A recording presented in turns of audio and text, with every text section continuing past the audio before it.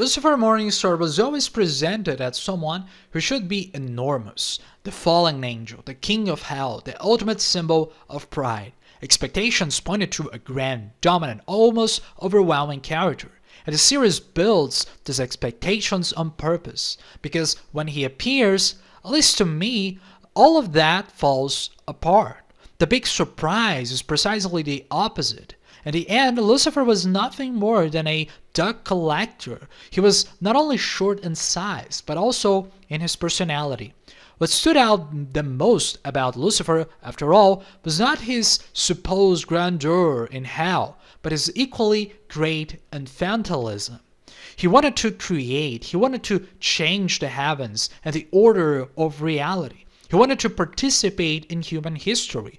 But after the fall, he started giving up before even trying. And since this is certainly a problem anyone can face in their life, one must ask, how could someone who dreams so high be reduced to someone who seems so minuscule in his own history? Thus, after the fall, Lucifer sees only the collateral effect of his own idealism. The fruit of knowledge does not generate liberation. It generates suffering. His response is not to try again, but to retreat. Psychologically, this fits well with Carl Gustav Jung's idea of regressive restoration of the persona. What does this mean? Restoration is a return. Regressive is to something that was already here before. And the persona is the social mask we wear in our lives. Theoretically, Jung used this term to define people who sometimes attempted grand things, but who, after failing for whatever reason, revert to a personality they previously had in their lives, such as when they were children or adolescents. A time when problems did not exist, where they could live in total passivity without trying too hard, without being too much. These people adopt a broken persona that tries to go back to times that no longer exist. Lucifer does exactly this. Instead of taking on a new role, admitting the fall, and trying again, he infantilizes himself. He lost his place in heaven, his wife, and even contact with his own daughter. The king of hell, a symbol of pride, had nothing left to be proud of. Meanwhile, Charlie, his daughter, is the complete opposite. She tries to save the souls. She has the same motivation that her father supposedly had. But today, he is just a shadow of his lost past. And this is very contradictory. After all, just like Charlie, Lucifer is also an ENFP and uses the dominant NE, extroverted intuition, which seeks possibilities, ideas, alternative futures, but has enormous difficulty not only accepting the reality around him, that is, the real world, but also carrying anything forward when encountering resistance because of his shadow SI, or introverted sensing.